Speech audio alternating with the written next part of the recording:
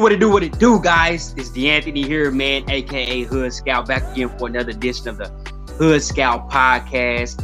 And this is really a unique podcast, a podcast like no other. We're going to have athletes, we're going to have coaches, we're going to have intellectuals, we're going to have media members of all sorts. And don't forget, guys, to like this podcast, share this podcast, and help grow this podcast. This is not just my podcast. This is also your podcast. And the only reason it's going to grow is because you guys are going to be invested in it, guys. Sit back, get your beverage of choice ready, get your popcorn ready, get your dinner ready, get your steak ready, get your vegan meal ready. Tune in, guys. Hood Scout. Peace.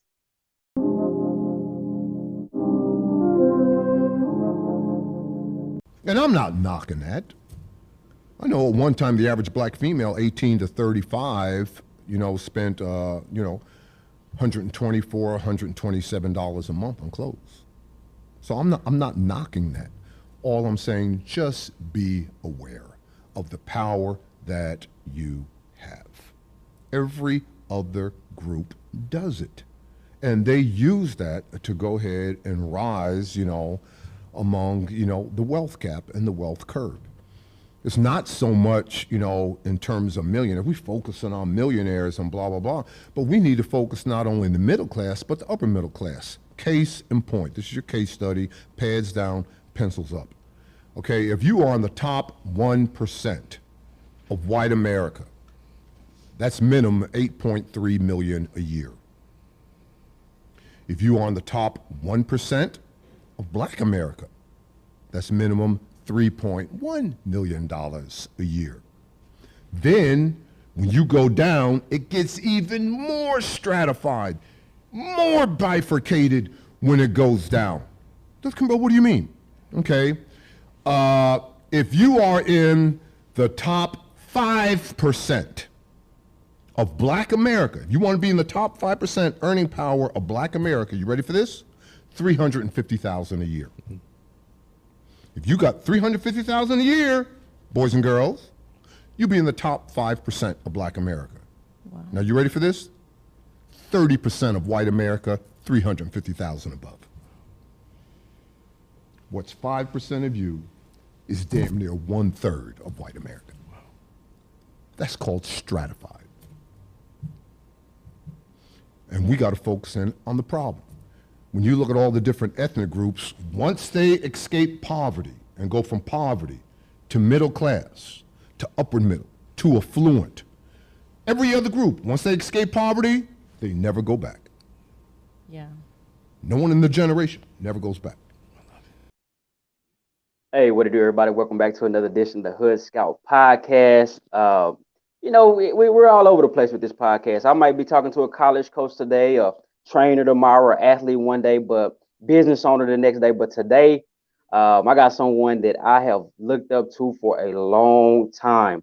Without further ado, Doc, tell the people who you are and where you're from. Oh, that's easy. Dennis Kimbro. I am here in Atlanta, Georgia. I'm the author of several books. I've been blessed to doing well.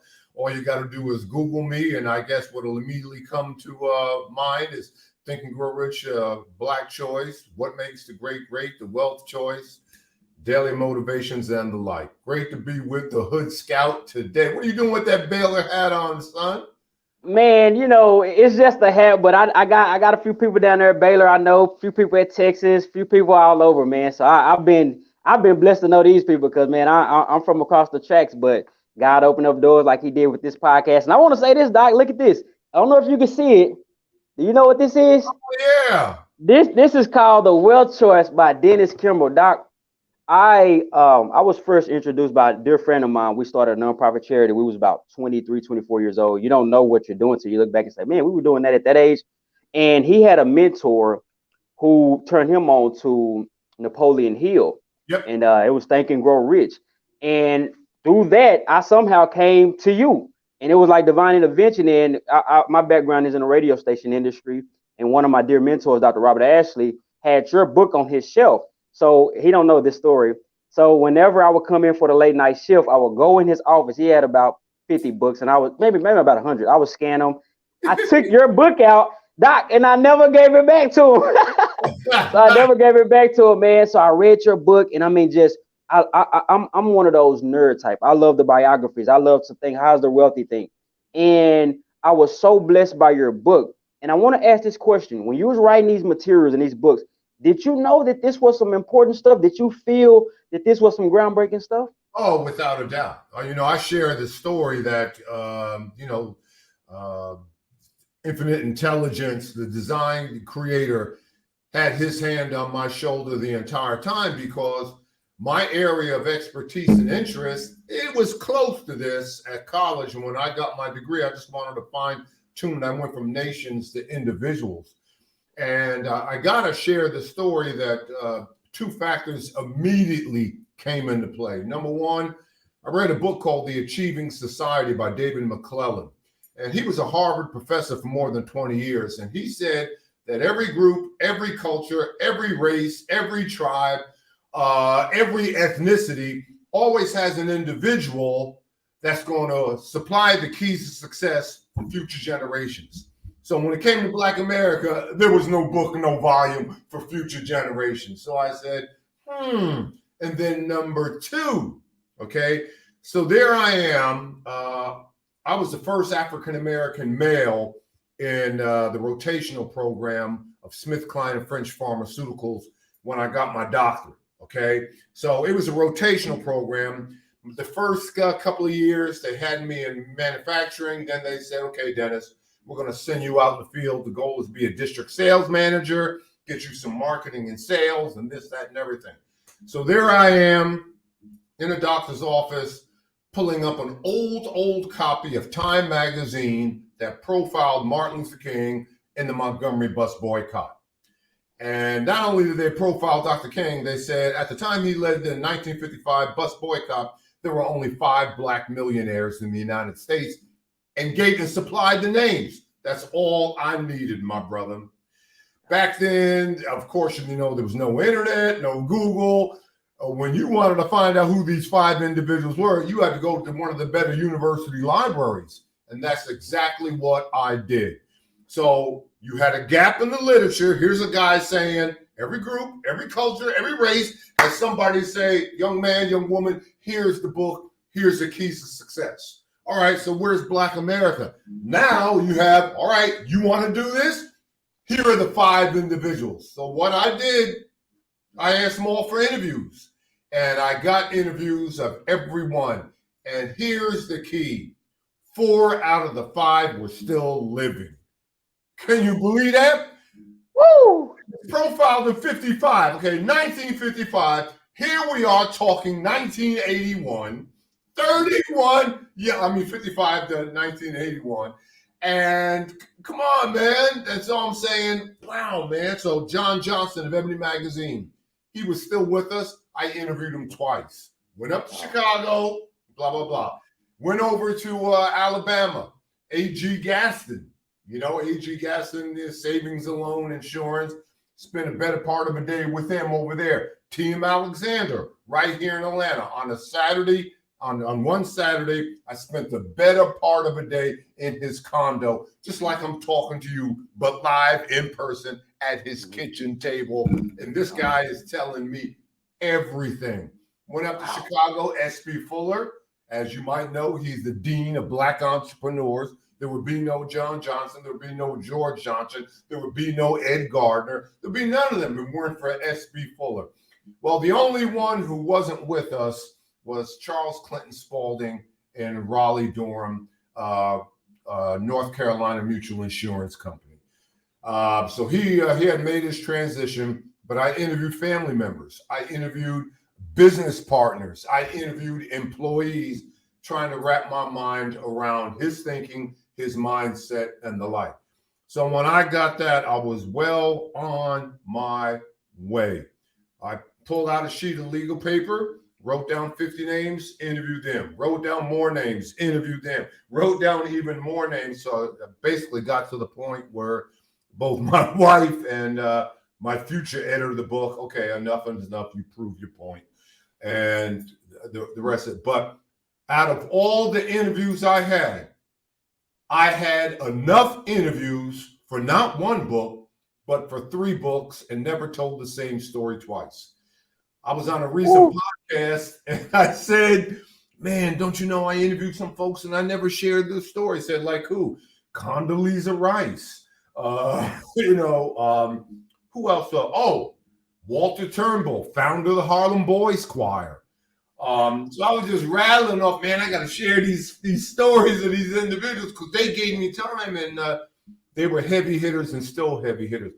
But that's what it takes. Doc, I'm almost getting emotional over here because I love to hear you speak this stuff. I don't know if I'm weird or what. I love this stuff, and it's hard to explain it, Doc. It's so deep to me. Let me ask you this: is there and not to sound new agey, but is there a type of frequency the greats think so let's say you enter, 10, 15, you interview 10 to 15 people from different industries. Do they have a type of similar thinking pattern? Are they similar in some ways? Okay, talk a little bit about that. Oh, yes. And I remember the interview that I had with Henry Parks at Park Sausage. And by the time I interviewed him, I was probably year 4 or 5. So I had some scar tissue. I had a bunch of scar tissue in terms of my finances and the like, because after a year and a half of this, I went full time and I was living off the earnings of my wife and 3 daughters and the like, mortgage bills. And so I'm up there. And during the interview, I sort of shared, he wanted to know, well, tell me something about you, man. And I, shared my story. And then, of course, telling him the rough side of the mountain that I was climbing and blah, blah, blah. And he said it all. He said, wait a minute, pump the brakes, man. Young man, here's the answer that you need. He said, in one hand, I have a dream. In the other hand, I've got an obstacle. Which one grabs your attention? So they never talk about the size of the problems. They talk about the size of the God. And it's called the divine design. And what is a divine design, my brother? And I hope this goes out to the hinterland. There is design and there's a purpose for every individual walking on this planet. For every individual, that's why you were created. To pursue and find your divine design. Why are you created? No one asks the question, what were you born to do? No, the question that wealth creators ask to do, okay, what is the problem you're here to solve? In other words, why were you born? And over the course of your life, it's here, and that's why you were brought here. All you got to do is recognize it. All you got to do you see? Remember, 3 times he asked the blind man, do you see? 3 times he asked Peter in Gethsemane in the garden, do you love me? Do you see? And that's the problem. The problem is that, the obstacles and this and that and blah, blah, blah. The problem, do you see? Mm-hmm. Because, we approach life, not how life is, but how we think it is.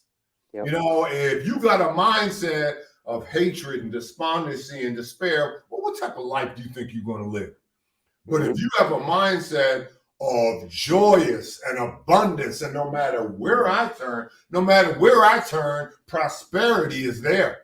No matter where I turn, opportunity is there. Like years ago, I told my students, see that guy standing on that street corner with that cardboard sign saying, I work for food?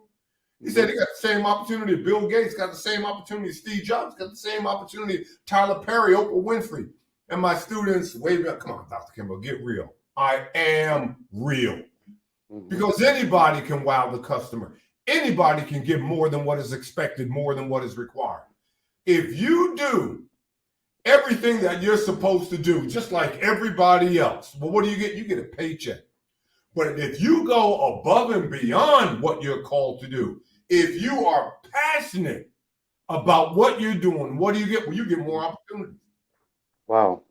You get more opportunity. And you asked me about the mindset, they would rather have the opportunity than the money. Because any amount of money can be spent. That's what Victor Cleakscale told me. If you read The Wealth Choice, you read his story. He's a San Francisco real estate developer, $600 million. And here I am when I interviewed him. He said, man, any amount of money I wish I had, $500 million,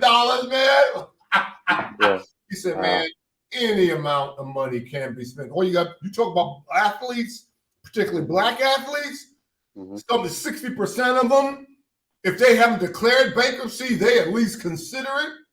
Come on, bro. What are you doing? Yep. That means they weren't ready for it.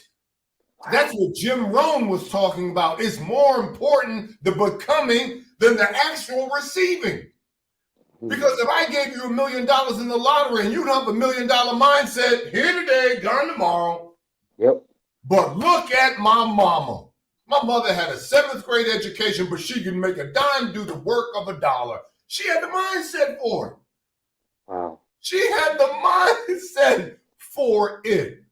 Mm-hmm. You know, if you look at my parents, arguably, over the course of any year that they were on this planet, I know for a fact they probably didn't earn more than $12,000 a year.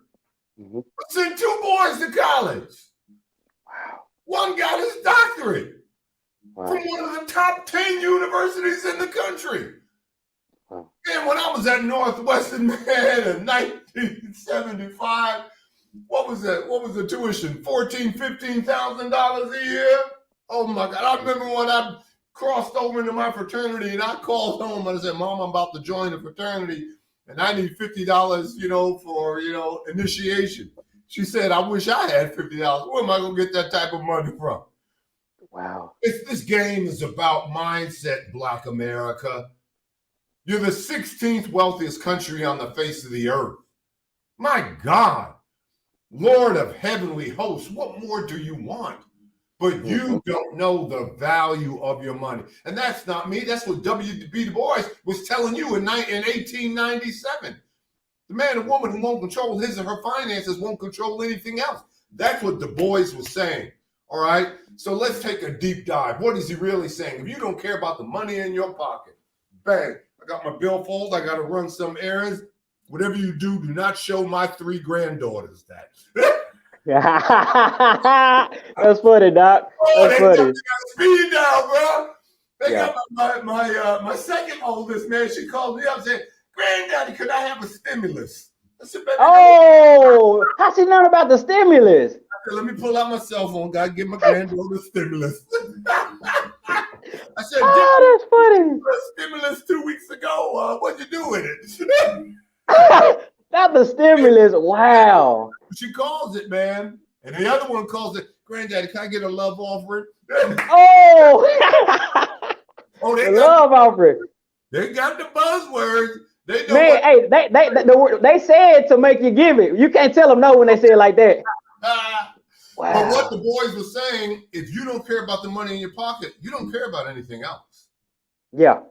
You don't care about anything else if you don't care. And that's what we've got to do. We've got to heighten awareness. We're a little bit behind the curve. We should be, thank God for John Bryant, Operation Hope and the like.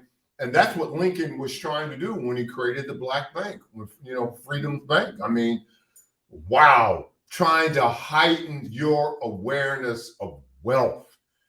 There are 10 different forms of wealth, and money is only one of them. Money's not number 1. Money's not number 2. Money is number 3. Number 1 is knowledge. You read The Wealth Choice. Prosperity begins in the mind, but ends in the purse. I'm sitting before Generation Z, sitting before Generation X, and even some baby boomers in my doctoral program. And so the like is, well, you're creating wealth. Why? Because your knowledge base is growing.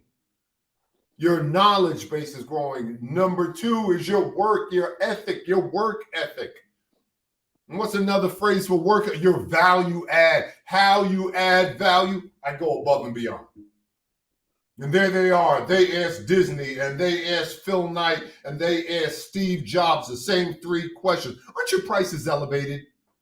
They said, Walt, come on. You're going to charge a family of 4 at the time that he was living, $5,000 for 1 week at Disney. It's now $10,000. But when Walt Disney was living, he went to his marketing team and he went to his financing folks and he says, man, come on, man. Look at these numbers, Walt. No one's going to pay $5,000 for a family of 4. What in the world are you going to give them for $5,000? What did Disney tell his team? I'm going to give them memorable moments. Ooh, wow. Memorable moments. Disney, with that, changed He changed the entire value add of marketing. Did you hear what Disney said in memorable moments? What in the world was he saying? He said, don't give people what they want. Give them feelings. All right. Why did you buy those Nikes instead of those Adidas? Because when I wear those Nikes, I feel like an athlete, man. I feel like I'm running a marathon. I feel like I'm taking care of my body. Ladies, why did you buy MAC instead of Revlon?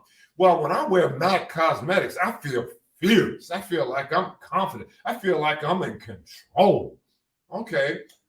Why did you buy the iPhone that Steve Jobs is selling rather than the Android? Well, every time, man, I boot up on my iPhone, I feel creative. I feel like I'm an innovator. I feel like I'm an influencer. I'm a disruptor. All because of Disney. Phil Knight of Nike Shoes had the same moment.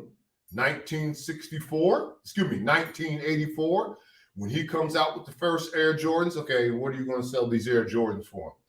I'm going to sell these Air Jordans for $150. What? Hey, pump the brake. Come on, Steve. Come on, Phil. That ain't going to work.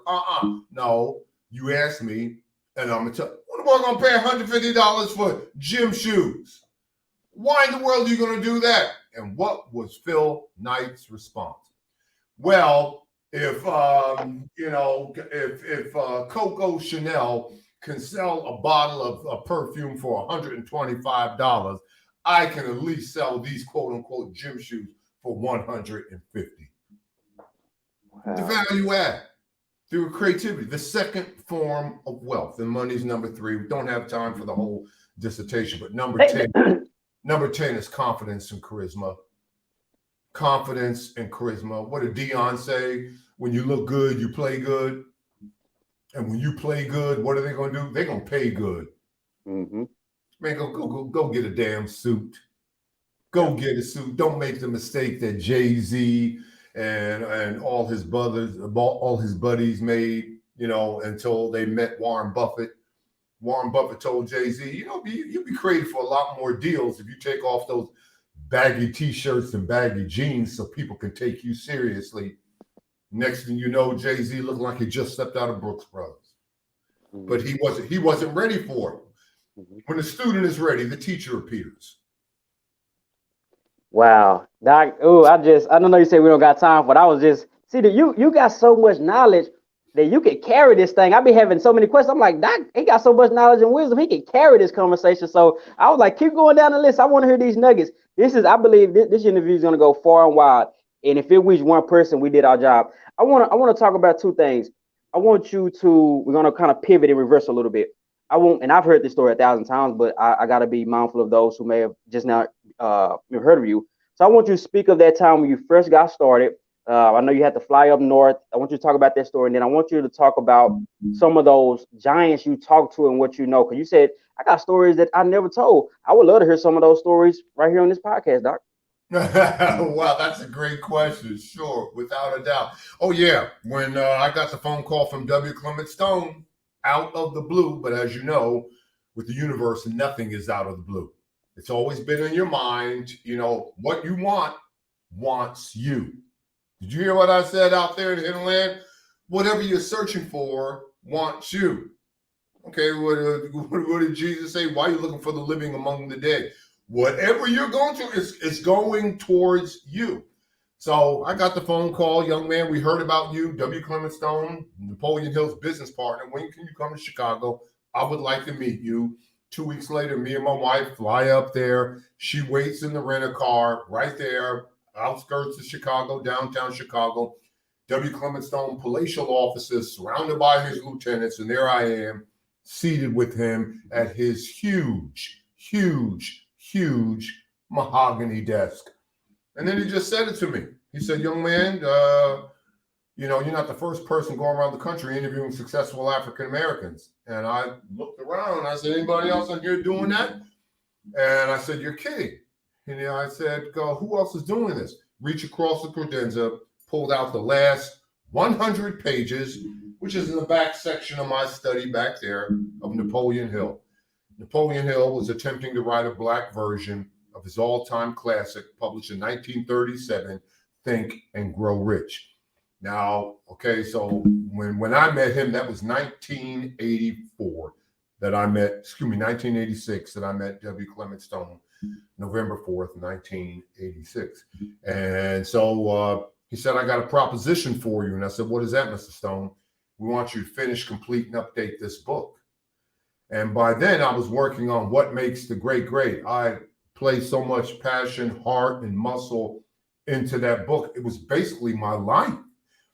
And I wasn't so quick to turn my back on it to go ahead and, because I didn't even look, I just flipped through it in front of his office. So he had 3 interviews in that book. None of them I could use.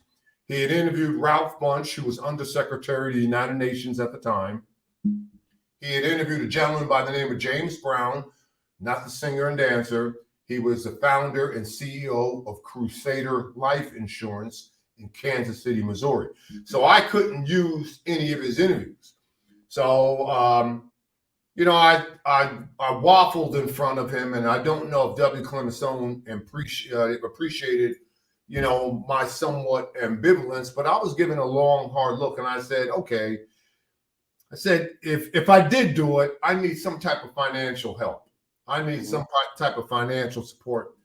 My poor wife is waiting outside. Now, here it is, November in Chicago. You know it can get crisp. We know all about Chicago in November, 3 years at Northwest. And he looks at me and says, no, I'm not going to give you any money for this. Andrew Carnegie, over a 20-year period, never gave Napoleon Hill a dime. But young man, if you want to find the answers to 2 questions, why one person succeeds while another fails, why one individual is rich and wealthy while another is impoverished, you as an individual, you, young man, have got to live in this laboratory too. And I didn't tell him, but I was knee deep in the laboratory, my brother. I was knee deep in that laboratory, man. Whoa, I wasn't poor. I was poor. I couldn't even afford 4 letters. All I could do was afford 2 letters, bro. And so I said, okay. And I went home, back to Atlanta, and I took Hill's manuscript and I put it on the shelf. And I didn't look at it for almost 3 months until one day I'm in my study and I'm writing, and my lovely wife says, she goes, when you gonna start working on that other book? And I said, Pat, man, girl, I'm not feeling it. I don't have the vibe. She said, well, you better tell those folks up in Chicago something, because they think you're back here working on that book. So I wrote 90 pages, sent it in a FedEx envelope, sent it up to Chicago. They read it, threw it in the trash. Sat down, next time wrote 125 pages, overnighted envelope, sent it to Chicago. They read it, threw that in the trash. But before I could write another sentence, the executive director of the Napoleon Hill Foundation called me up, Michael Ritt, and he said, Dennis, we received your writings. You're an excellent writer, but you got to do us a big favor before we go any further. We got to have a come to Jesus. And I said, sure, what is it? He says, do us a big favor. Take your doctorate, take your PhD, put it on a shelf. You won't need it for this assignment. And I said, what do you mean? He said, we want you to write this book as if you're writing a letter to your friend. And that particular advice, and I'm so glad I got it, and I'm so glad that I received it. Some folks will say, how dare you talk about my writing style? How dare you? Not me. I was open. And I said, wow. And I thought about it, and it changed my writing style overnight. In other words, they wanted a book that endures. Now, as we speak, I am writing the revised edition of Think and Grow Rich, A Black Choice. There's a big difference between an anniversary edition and a revised edition. So the book is 31 years old. An anniversary edition, they would just throw a label on the cover and a new forward. The old forward is by Wally Amos, and the new forward, Damon John agreed to write the new forward. And that's the anniversary edition. Nothing has changed. Random House Penguin doesn't want that. They want a revised edition. And a revised edition is a rewrite of minimum minimum 20% of the book. So I'm rewriting a new introduction. I'm rewriting a new conclusion, final chapter, and I'm including 7, maybe 9 new profiles. And who are some of the profiles?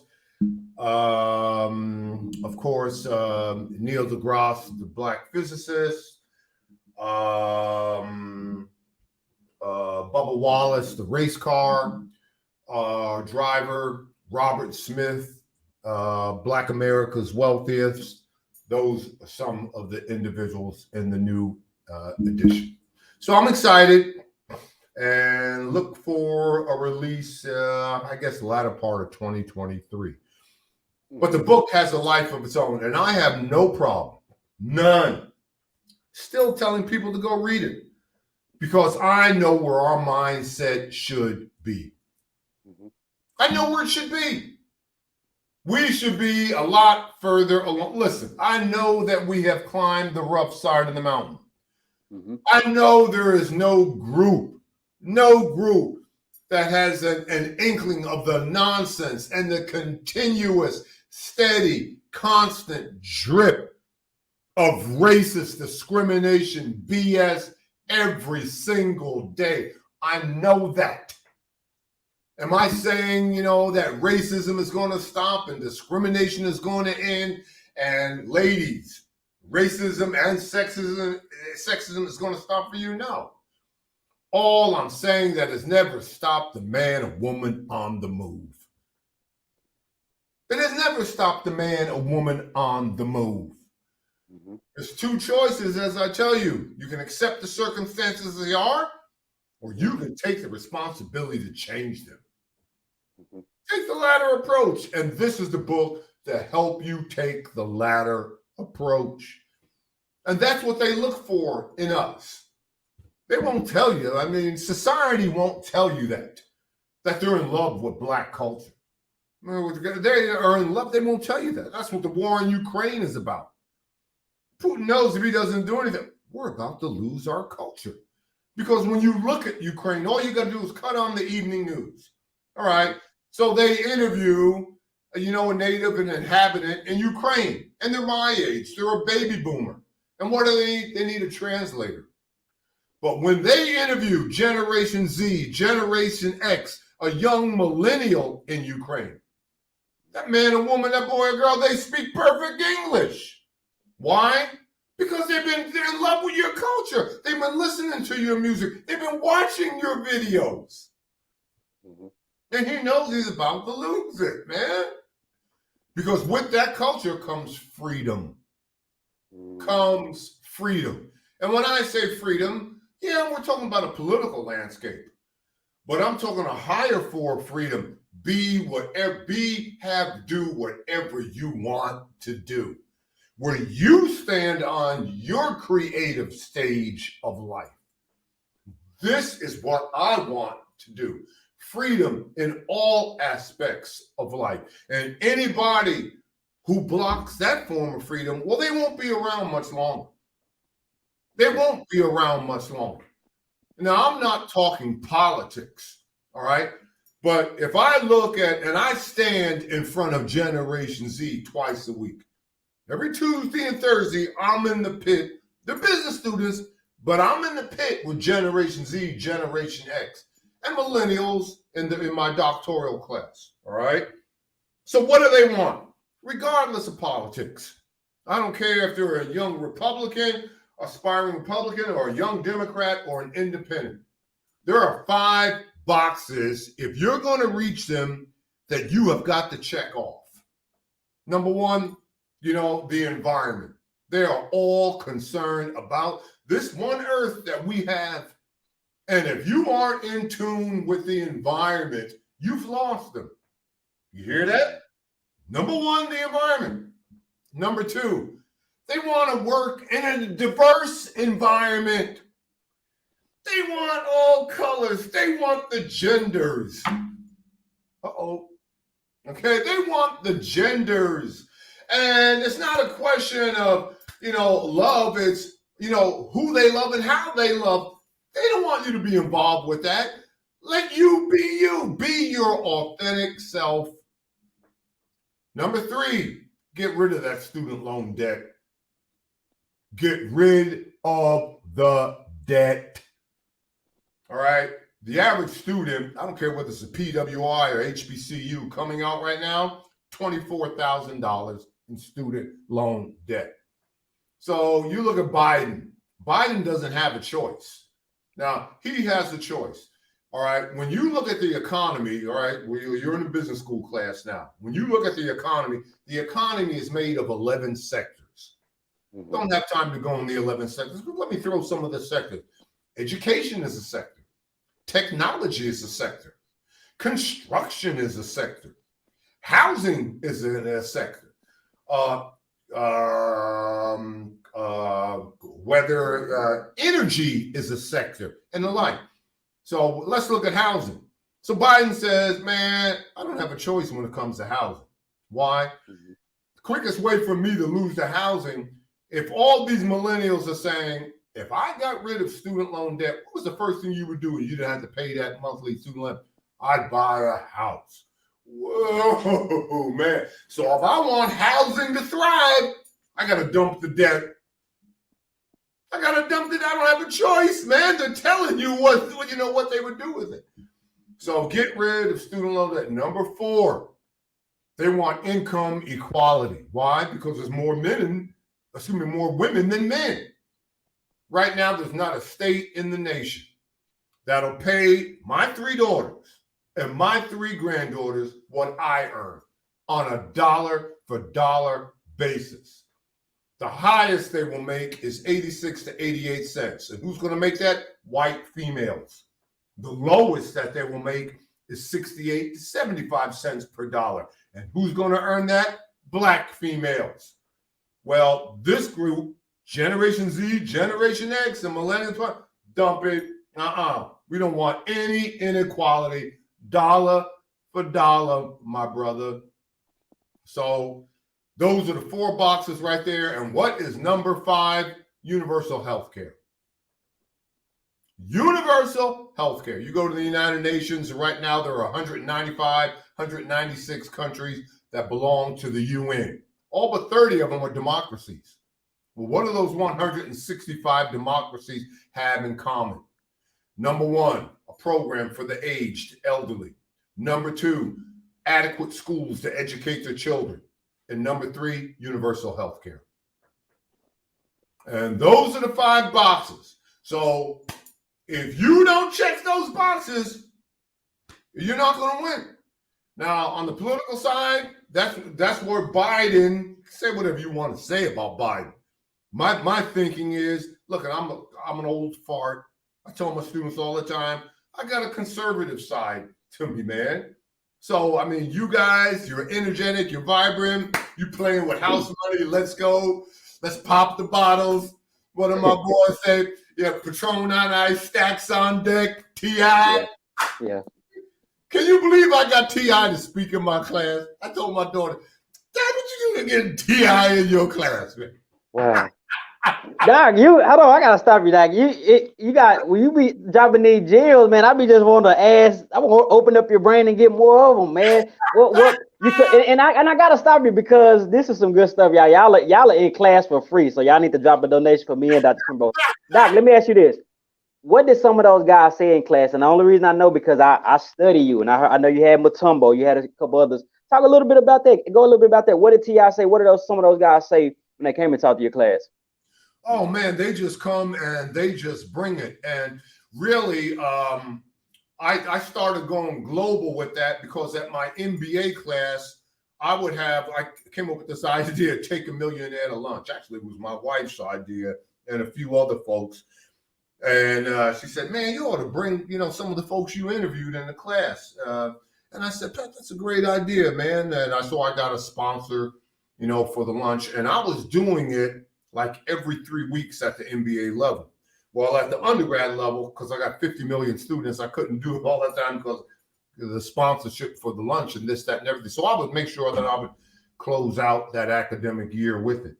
And they would just come in, and I would always have one of my students who would greet them, another student who would introduce them, and another student who would conduct the Q&A.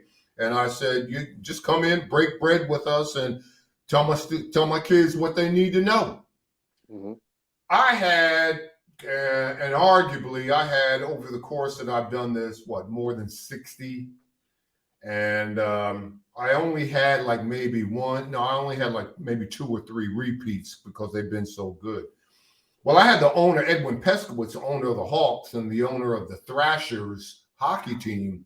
Yeah, he spoke in my class. So I prepped my students and I said, all right, don't embarrass me. You got Mr. Edwin Peskowitz come up here, and they know they got to be booted and suited and all that. And I said, you go online and you find out anything and everything about this man. And so he comes in there. First thing he does, grabs and he came in, he brought his team. He brought about 5 folks with him. He brought his vice president of communication with him, and they all broke bread. That we had sandwiches and the like, and they sat down. And then it was time for him to speak. And he grabs the mic, and don't you know, the first thing he says, all right, what's my mission statement? Ooh. I had about 2 or 3 students up in that class and recite his mission statement verbatim to him. He reached into his pocket, pulled out tickets to an upcoming Atlanta Hawks game right there on the front row. We're talking Spike Lee, Beyonce seats on the same row as the team. And he did the same thing. He said, what's my vision statement? I had a couple of students who recited the vision statement, and he gave them the same seats too. Then I had a guy by the name of Roosevelt Adams. Roosevelt Adams, he handles all the food service for a number of HBCUs. And he banked like Hank. And he told my students, I can come in here and I can give you the keys to the kingdom. I can tell you everything you need to know about success. But you know what? That wouldn't be enough. Sometimes you just got to be in the right place at the right time. And I didn't even know it. But he got to my classroom before I did. Let me show you how these guys think. He got to the classroom before I did. And under 3 or 4 seats in my classroom, he scotch taped $20 bills. And when he said that, I looked around and said, what's this guy talking about? Sometimes you just got to be in the right place at the right time. And I'm going to tell you right now, Dr. Kimbro, you got some students right now that are in the right place at the right time if they would only look under their seat. And I heard these students got up, look, and they were just screaming, just screaming left and right. And I told them, I said, come on down, man. What did you learn from this exercise? And they told Roosevelt Adams. Roosevelt Adams, what they learned. So it's that type of experiential learning.